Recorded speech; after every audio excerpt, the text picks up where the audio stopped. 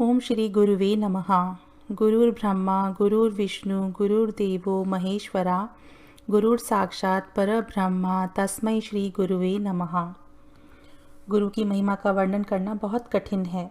स्कंद पुराण में गुरु की महिमा का वर्णन भगवान शिव ने माता पार्वती से किया है।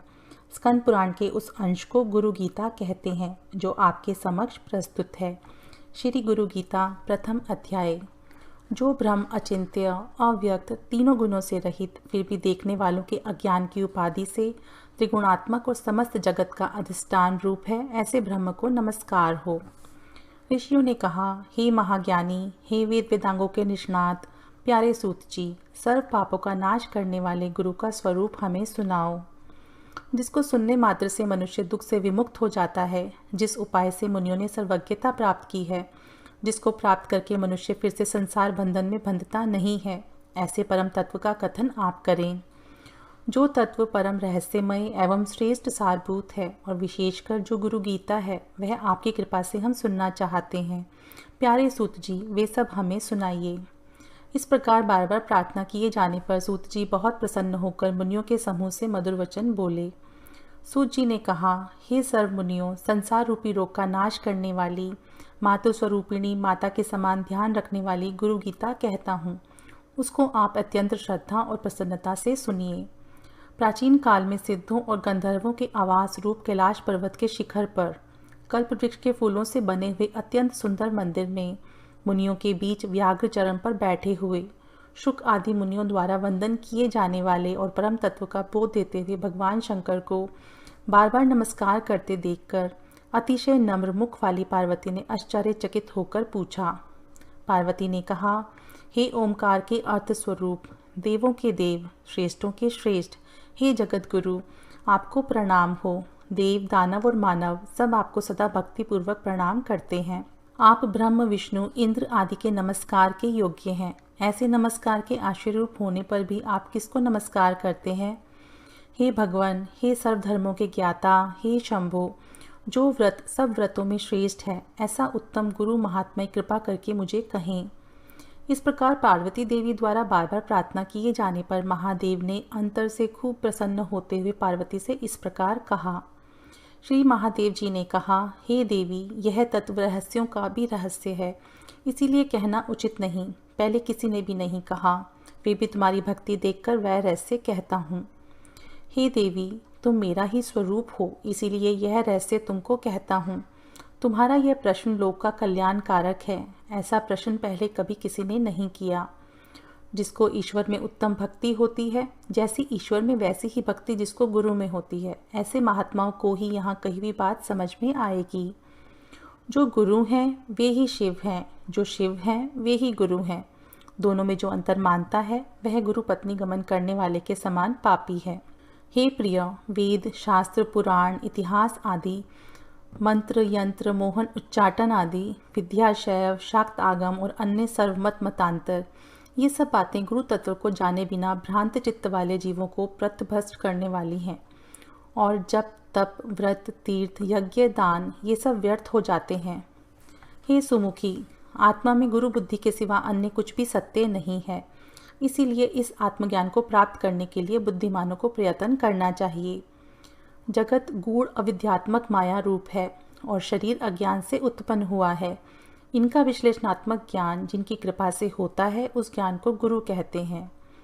जिस गुरु के पाद सेवन से मनुष्य सर्व पापों से विशुद्ध आत्मा होकर ब्रह्म रूप हो जाता है, वह तुम पर कृपा करने के लिए कहता हूँ। श्री गुरुदेव का चरण अमृत पाप रूपी कीचड़ का सम्यक शोषक है, ज्ञान तेज का सम्यक उद्दीपक है और संसार सागर का सम्यक तारक है। अज्ञान की जड़ को उखाड़ने वाले, अनेक जन्मों के कर्मों को निवारने वाले, ज्ञान और वैराग्य को सिद्ध करने वाले श्री गुरुदेव के चरण अमृत का पान करना चाहिए। अपने गुरुदेव के नाम का कीर्तन अनंत स्वरूप भगवान शिव का ही कीर्तन है। अपने गुरुदेव के नाम का चिंतन अनंत स्वरूप भगवान शिव का ही चिंतन है। गुरुदेव का निवास स्थान काशी क्षेत्र है। श्री गुरुदेव का पादोदक गंगा जी हैं। गुरुदेव भगवान विश्वनाथ और निश्चय ही साक्षात तारक ब्रह्म हैं। गुरुदेव की सेवा ही तीर्थराज गया है। गुरुदेव का शरीर अक्षय वट वृक्ष है। गुरुदेव के श्री चरण भगवान विष्णु के श्री चरण हैं, वहाँ लगाया हुआ मन तदाकार हो जाता है। ब्रह्म श्री गुरुदेव के मुखारविंद में स्थित है, वह ब्रह्म उनकी कृपा से प्राप्त हो जाता है।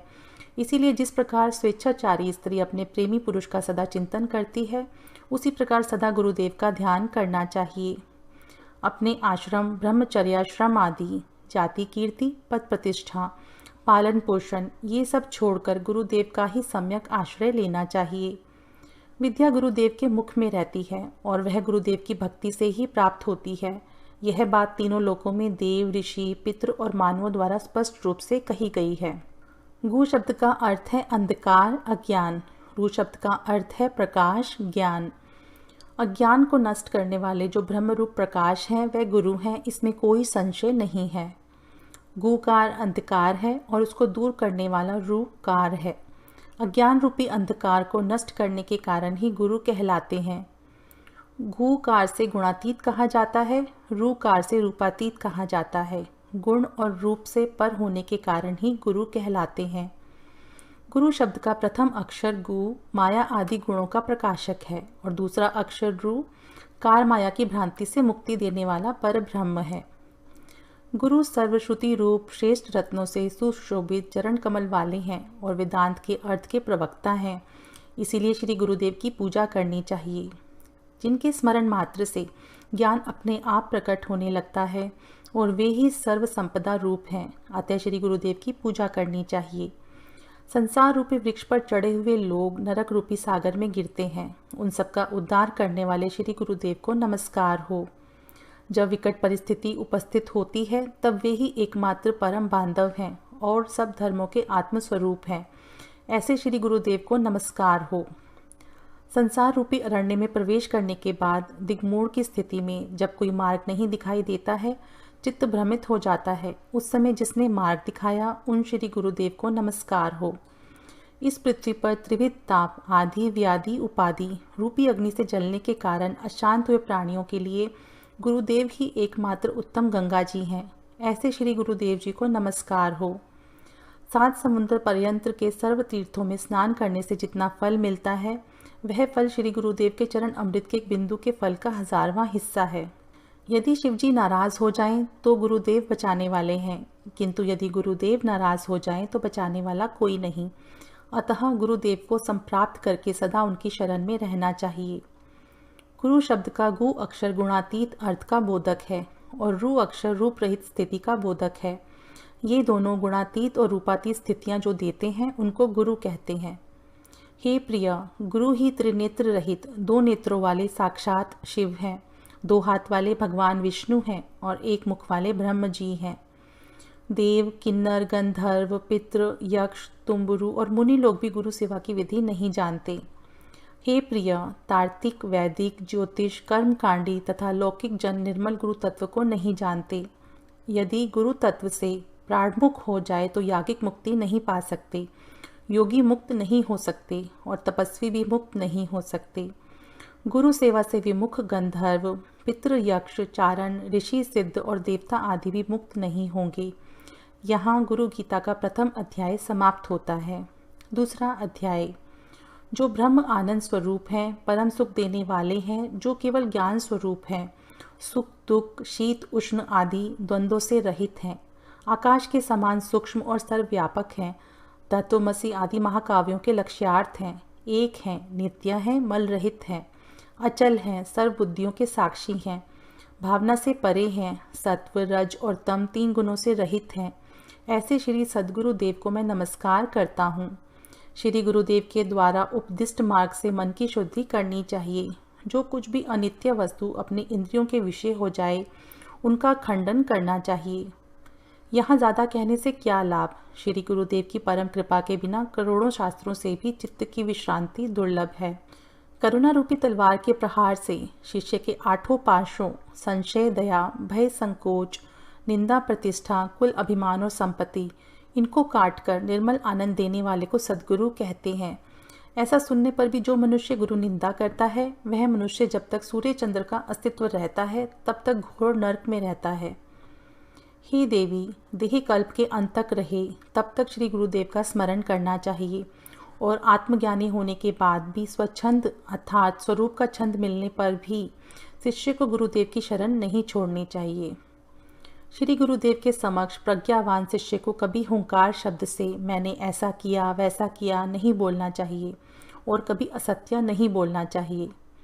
गुरुदेव के समक्ष जो हुंकार शब्द से बोलता है अथवा गुरु को तू कहकर जो बोलता है वह निर्जन मरुभूमि में ब्रह्म राक्षस होता है। सदा और सर्व अवस्थाओं में अद्वैत की भावना करनी चाहिए, परंतु गुरुदेव के साथ अद्वैत की भावना कदापि नहीं करनी चाहिए।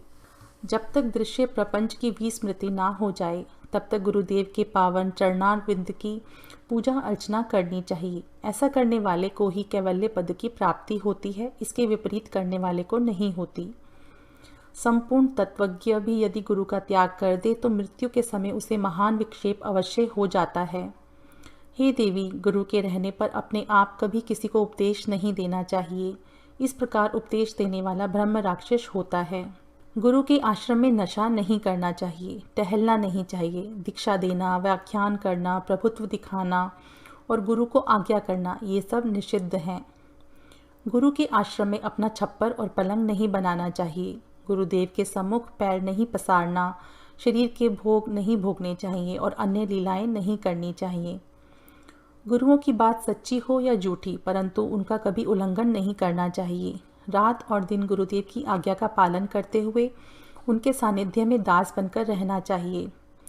जो द्रव्य गुरुदेव ने नहीं दिया हो उसका उपयोग कभी नहीं करना चाहिए। गुरुदेव के दिए हुए द्रव्य को भी गरीब की तरह ग्रहण करना चाहिए, उससे प्राण भी प्राप्त हो सकते हैं। पादुका, आसन, बिस्तर आदि जो कुछ भी गुरुदेव के उपयोग में आते हों उन सर्व को नमस्कार करना चाहिए और उनको पैर से कभी नहीं छूना चाहिए। चलते हुए गुरुदेव के पीछे चलना चाहिए, उनकी परछाई का भी उल्लंघन नहीं करना चाहिए। गुरुदेव के समक्ष कीमती वेशभूषा, आभूषण आदि धारण नहीं करने चाहिए। गुरुदेव की निंदा करने वाले को देखकर यदि उसकी जीवा काट डालने में समर्थ ना हो तो उसे अपने स्थान से भगा देना चाहिए। यदि वह ठहरे तो स्वयं उस स्थान का परित्याग करना चाहिए। हे पार्वती, मुनियों, पनगों और देवताओं के श्राप से तथा यथाकाल आए हुए मृत्यु के भय से भी शिष्य को गुरुदेव बचा सकते हैं। गुरुदेव के श्री चरणों की सेवा करके महाकाव्य के अर्थ को जो समझते हैं वे ही सच्चे सन्यासी हैं, अन्य तो मात्र वेशधारी हैं। गुरु वे हैं जो नित्य, निर्गुण, निराकार पर ब्रह्म का बोध देते हुए जैसे एक दीपक दूसरे दीपक को प्रज्वलित करता है वैसे शिष्य में ब्रह्म भाव को प्रगटाते हैं। श्री गुरुदेव की कृपा से अपने भीतर ही आत्म आनंद प्राप्त करके समता और मुक्ति के मार्ग द्वारा शिष्य आत्मज्ञान को उपलब्ध होता है।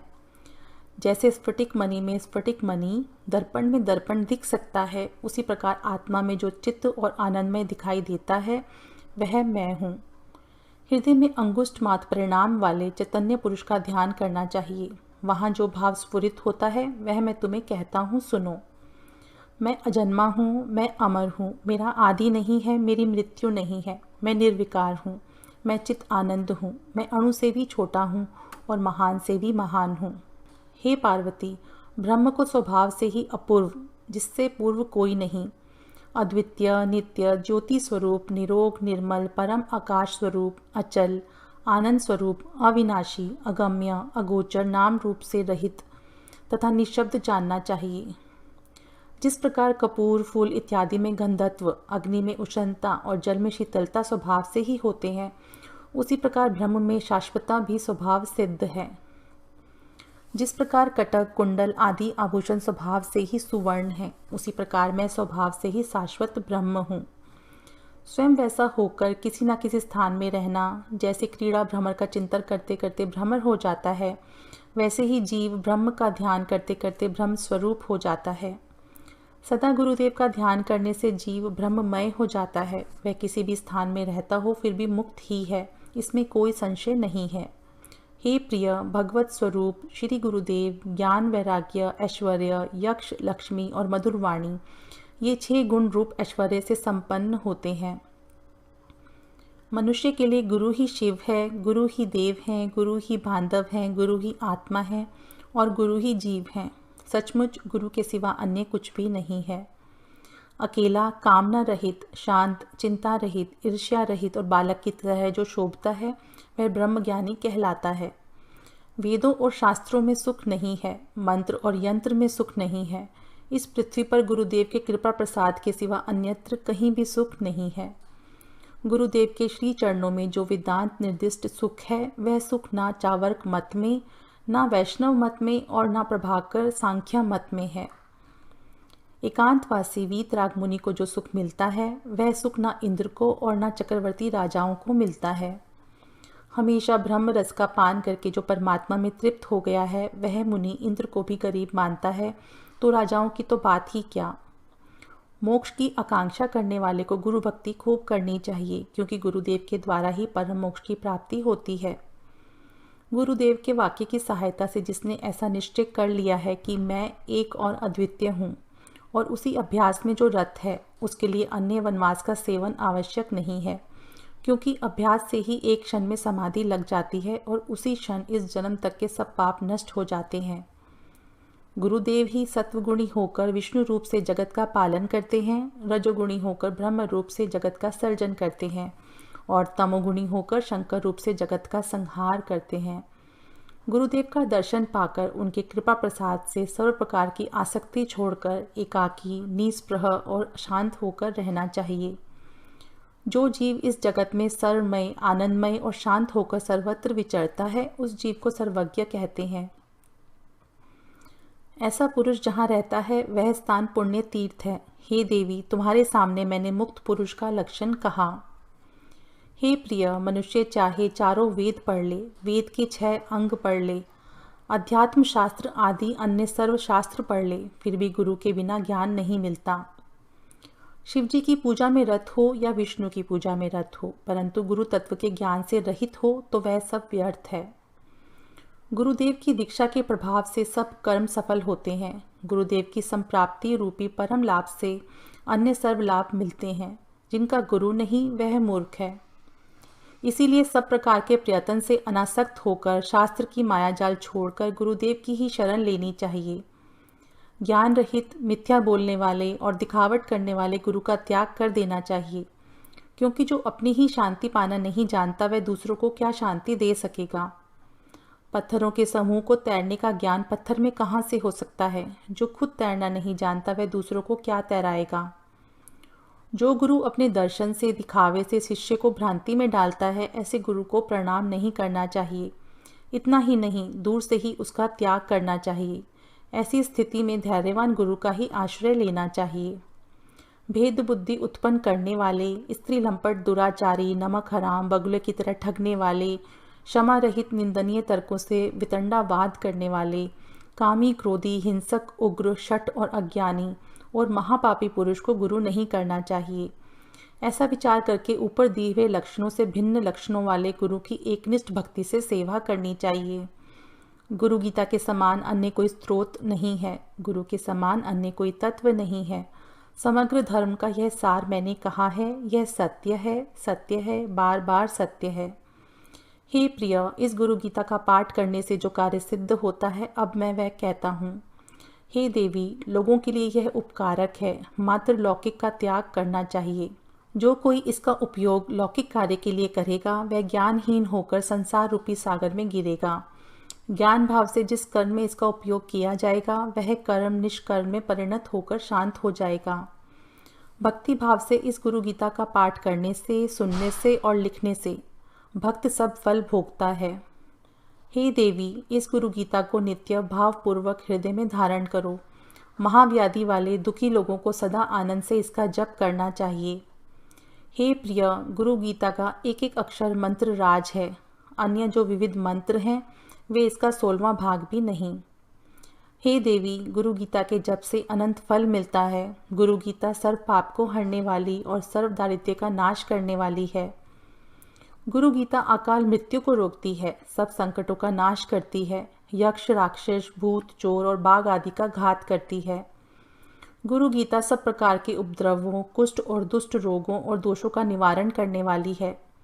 श्री गुरुदेव के सानिध्य से जो फल मिलता है, वह फल इस गुरु गीता का पाठ करने से मिलता है। इस गुरु गीता का पाठ करने से महाव्याधि दूर होती है, सर्व ऐश्वर्य और सिद्धियों की प्राप्ति होती है। मोहन में अथवा वशीकरण में इसका पाठ स्वयं ही करना चाहिए। इस गुरु गीता का पाठ करने वाले पर सर्व प्राणी मोहित हो जाते हैं, बंधन में से परम मुक्ति मिलती है। देवराज इंद्र को वह प्रिय होता है और राजा उसके वश होता है। इस गुरु गीता का पाठ शत्रु का मुख बंद करने वाला है, गुणों की वृद्धि करने वाला है, दुष्कृत्यों का नाश करने वाला और सत्कर्म में सिद्धि देने वाला है। इसका पाठ असाध्य कार्यों की सिद्धि कराता है, नवग्रहों का भय हरता है, दुःस्वप्न का नाश करता है और सुस्वप्न के फल की प्राप्ति कराता है। हे शिव, यह गुरु गीता रूपी शास्त्र मोह को शांत करने वाला, बंधन में से परम मुक्त करने वाला और स्वरूप ज्ञान का भंडार है। व्यक्ति जो जो अभिलाषा करके इस गुरु गीता का पठन चिंतन करता है, उसे वह निश्चय ही प्राप्त होता है।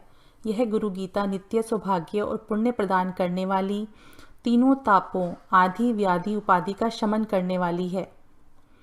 यह गुरु गीता सब प्रकार की शांति करने वाली, वंध्या स्त्री को सुपुत्र देने वाली, सद्वा स्त्री के वैधव्य का निवारण करने वाली और सौभाग्य की वृद्धि करने वाली है। यह गुरु गीता आयुष्य, आरोग्य, ऐश्वर्य और पुत्र पौत्र की वृद्धि करने वाली है। कोई विधवा निष्काम भाव से इसका जप पाठ करे तो मोक्ष की प्राप्ति होती है। यदि विधवा साकाम होकर जप करे और अगले जन्म में उसको संताप हरने वाला अवैध सौभाग्य प्राप्त होता है, उसके सब दुख, भय, विघ्न और संताप का नाश होता है। इस गुरु गीता का पाठ सब पापों का शमन करता है, धर्म, अर्थ और मोक्ष की प्राप्ति कराता है। इसके पाठ से जो जो आकांक्षा की जाती है वह अवश्य सिद्ध होती है। यदि कोई इस गुरु गीता को लिखकर उसकी पूजा करे तो उसे लक्ष्मी और मोक्ष की प्राप्ति होती है और विशेषकर उसके हृदय में सर्वथा गुरु भक्ति उत्पन्न होती रहती है। शक्ति के, सूर्य के, गणपति के, शिव के और पशुपति के मतवादी इस गुरु गीता का पाठ करते हैं। यह सत्य है, सत्य है, इसमें कोई संदेह नहीं है। बिना आसन किया हुआ जप नीच कर्म हो जाता है और निष्फल हो जाता है। यात्रा में, युद्ध में, शत्रुओं के उपद्रव में गुरु गीता का जप पाठ करने से विजय मिलती है। मरण काल में जप करने से मोक्ष मिलता है। गुरु पुत्र के, शिष्य के सर्व कार्य सिद्ध होते हैं, इसमें कोई संदेह नहीं है। जिसके मुख में गुरु मंत्र है उसके सब कार्य सिद्ध होते हैं, दूसरे के नहीं। दीक्षा के कारण शिष्य के सर्व कार्य सिद्ध हो जाते हैं। तत्वज्ञ पुरुष संसार रूपी वृक्ष की जड़ नष्ट करने के लिए और 8 प्रकार के बंधन, संशय, दया, भय, संकोच, निंदा, प्रतिष्ठा, कुल अभिमान और संपत्ति की निवृत्ति करने के लिए गुरु गीता रूपी गंगा में सदा स्नान करते रहते हैं। स्वभाव से ही सर्वथा शुद्ध और पवित्र ऐसे वे महापुरुष जहाँ रहते हैं उस तीर्थ में देवता विचरण करते हैं।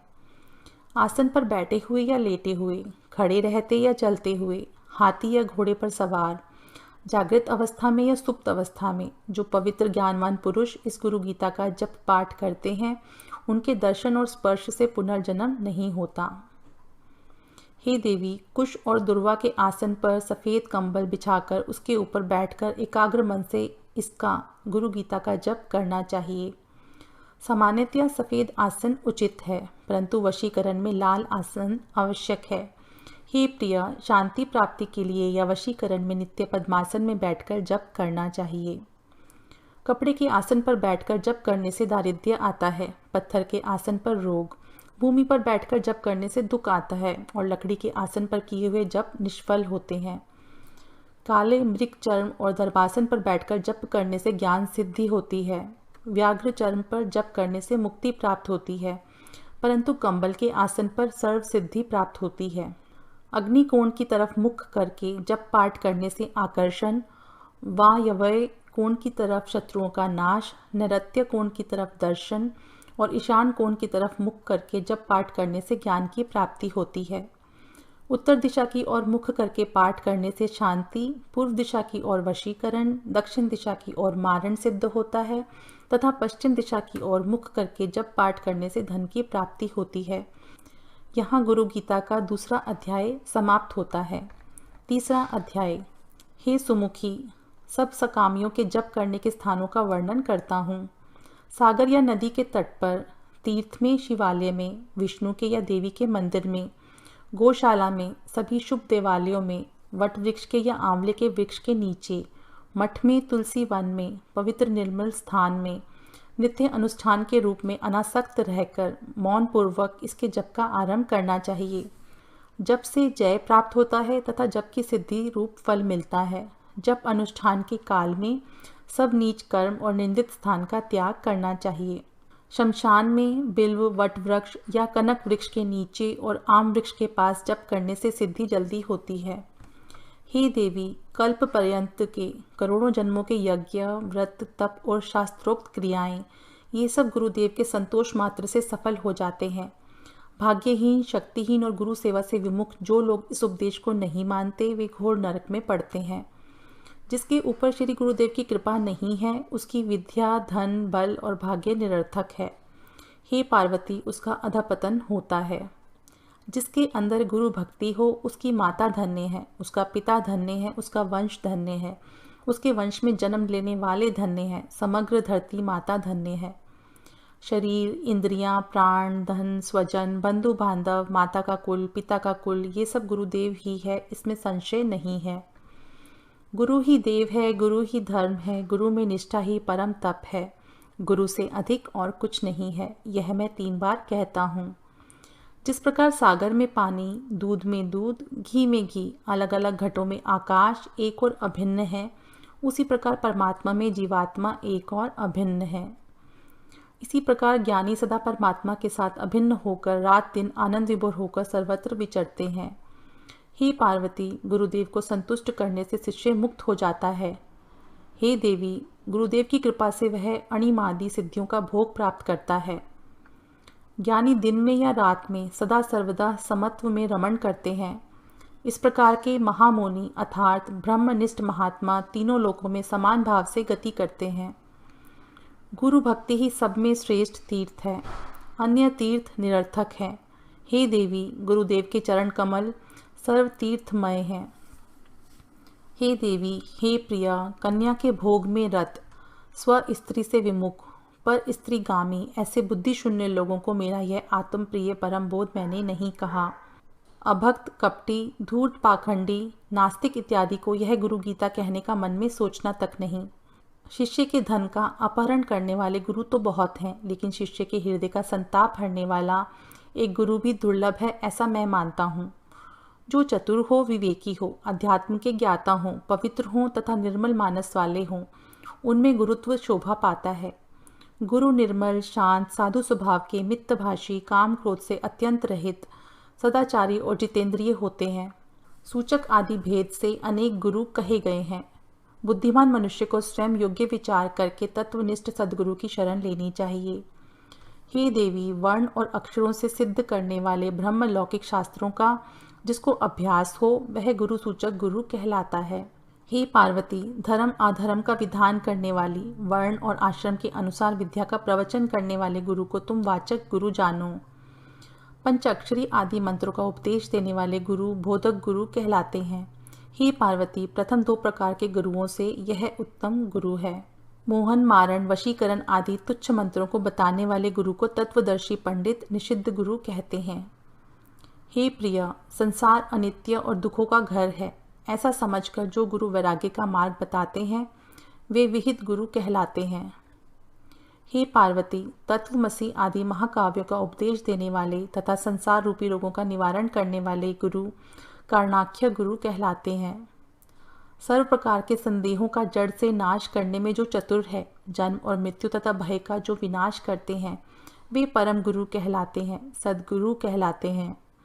अनेक जन्मों के किए हुए पुण्यों से ऐसे महागुरु प्राप्त होते हैं। उनको प्राप्त कर शिष्य पुनः संसार बंधन में नहीं बंधता, अर्थात मुक्त हो जाता है। हे पार्वती, इस प्रकार संसार में अनेक प्रकार के गुरु होते हैं। इन सब में एक परम गुरु का ही सेवन सर्व प्रयत्नों से करना चाहिए। प्रकृति से ही मूढ़, मृत्यु से भयभीत, सत्कर्म से विमुख लोग यदि देव योग से निषिद्ध गुरु का सेवन करें तो उनकी क्या गति होती है। निषिद्ध गुरु का शिष्य दुष्ट संकल्पों से दूषित होने के कारण ब्रह्म प्रलय तक मनुष्य नहीं होता, पशु योनि में ही रहता है। हे देवी, इस तत्व को ध्यान से सुनो। मनुष्य जब विरक्त होता है तभी वह अधिकारी कहलाता है, ऐसा उपनिषद कहते हैं। अर्थात देव योग से गुरु प्राप्त होने की बात अलग है और विचार से गुरु चुनने की बात अलग है। अखंड, एक रस, नित्य मुक्त और निरामय ब्रह्म जो अपने अंदर ही दिखाते हैं, वे ही गुरु होने चाहिए। हे पार्वती, जिस प्रकार जलाशयों में सागर राजा है, उसी प्रकार सब गुरुओं में ये परम गुरु राजा हैं। मोह आदि दोषों से रहित, शांत, नित्य तृप्त, किसी के आश्रय रहित अर्थात स्व आश्रयी, ब्रह्म और विष्णु के वैभव को भी तृणवत समझने वाले गुरु ही परम गुरु हैं। सर्वकाल और देश में स्वतंत्र, निश्चल, सुखी, अखंड, एक रस के आनंद से तृप्त ही सचमुच परम गुरु हैं। द्वैत और अद्वैत से मुक्त, अपने अनुभव रूप प्रकाश वाले, अज्ञान रूपी अंधकार को छेदने वाले और सर्वज्ञ ही परम गुरु हैं। जिनके दर्शन मात्र से मन प्रसन्न होता है, अपने आप धैर्य और शांति आ जाती है, वे परम गुरु हैं। जो अपने शरीर को शव समान समझते हैं और अपनी आत्मा को अद्वय जानते हैं, जो कामिनी और कंचन के मोह का नाश करता है, वे परम गुरु हैं। हे पार्वती सुनो, तत्वज्ञ दो प्रकार के होते हैं, मौनी और वक्ता। हे प्रिया, इन दोनों में से मौनी गुरु द्वारा लोगों को कोई लाभ नहीं होता, परंतु वक्ता गुरु भयंकर संसार सागर को पार कराने में समर्थ होते हैं, क्योंकि शास्त्र, युक्ति, तर्क और अनुभूति से वे सर्व संशयों का छेदन करते हैं। हे देवी, गुरु नाम के जप से अनेक जन्मों के इकट्ठे हुए पाप भी नष्ट होते हैं, इसमें अणुमात्र भी संशय नहीं है। अपना कुल, धन, बल, शास्त्र, नाते, रिश्तेदार, भाई, ये सब मृत्यु के अवसर पर काम नहीं आते। एकमात्र गुरुदेव ही उस समय तारणहार हैं।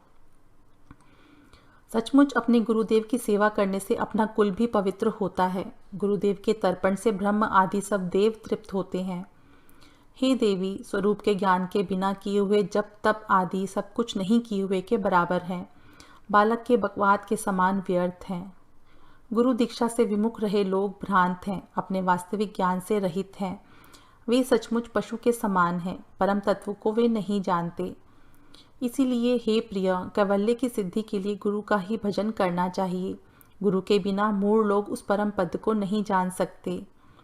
हे शिवे, गुरुदेव की कृपा से हृदय की ग्रंथि छिन्न हो जाती है, सब संशय कट जाते हैं और सर्व कर्म नष्ट हो जाते हैं। वेद और शास्त्र के अनुसार विशेष रूप से गुरु की भक्ति करने से गुरु भक्त घोर पाप से भी मुक्त हो जाता है। दुर्जनों का संग त्याग कर पाप कर्म छोड़ देने चाहिए। जिसके चित्त में ऐसा चिन्ह देखा जाता है, उसके लिए गुरु दीक्षा का विधान है। चित्त का त्याग करने में जो प्रयत्नशील है, क्रोध और गर्व से रहित है, द्वैत भाव का जिसने त्याग किया है, उसके लिए गुरु दीक्षा का विधान है। जिसका जीवन इन लक्षणों से युक्त हो, निर्मल हो, जो सब जीवों के कल्याण में रत हो, उसके लिए गुरु दीक्षा का विधान है। हे देवी, जिसका चित्त अत्यंत परिपक्व हो, श्रद्धा और भक्ति से युक्त हो, उसे यह तत्व सदा मेरी प्रसन्नता के लिए कहना चाहिए।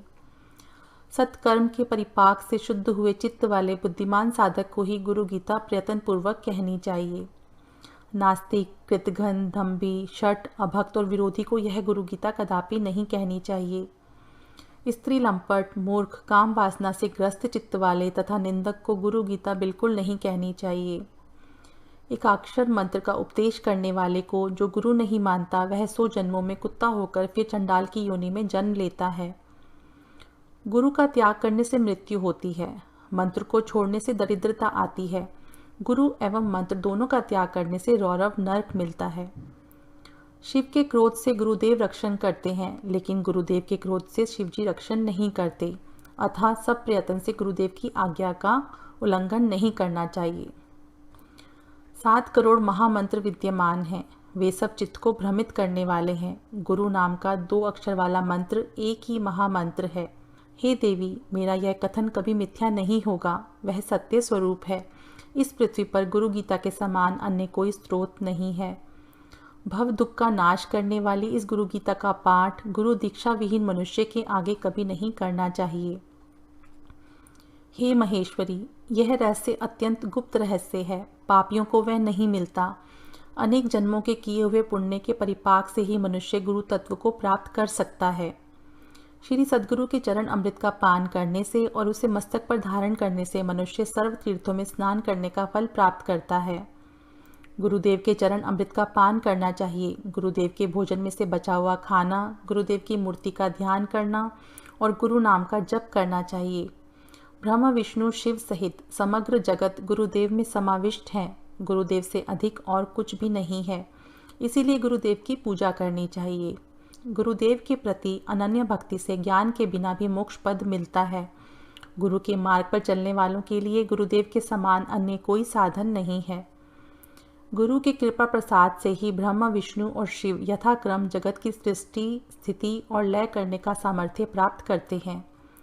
हे देवी, गुरु यह 2 अक्षर वाला मंत्र सब मंत्रों में राजा है, श्रेष्ठ है। स्मृतियाँ, वेद और पुराणों का वह सार ही है, इसमें संशय नहीं है। मैं ही सब हूँ, मुझ में ही सब कल्पित है, ऐसा ज्ञान जिनकी कृपा से हुआ है, ऐसे आत्मस्वरूप श्री सद्गुरु देव के चरण कमलों में मैं नित्य प्रणाम करता हूँ। हे प्रभु, अज्ञान रूपी अंधकार में अंध बने हुए और विषयों से आक्रांत चित्त वाले मुझको ज्ञान का प्रकाश देकर कृपा करो। यहाँ गुरु गीता का 3रा अध्याय समाप्त होता है और गुरु गीता भी। ओम श्री गुरुवे नमः।